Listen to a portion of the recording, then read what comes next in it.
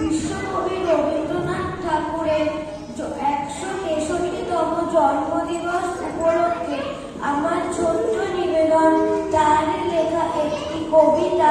প্রশ্ন: মা গো, আমার ছুটি দিতে বল, সকাল থেকে পড়েছি যে মেলা। এখন আমি তোমার ঘরে বসে করবো শুধু পড়া পড়া খেলা। তুমি বলছো দুপুর এখন চলে, না হলে যেন সত্যি হলো তাই। একদিনও কি দুপুর বেলা হলে বিকেল হলো মনে করতে নাই? আমি তো বেশ ভাবতে পারি মনে।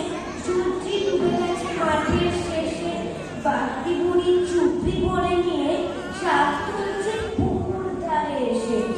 আধার হলো মাদার গাছের তলা, কালি হয়ে এলো দিঘির জল। হাটের থেকে সবাই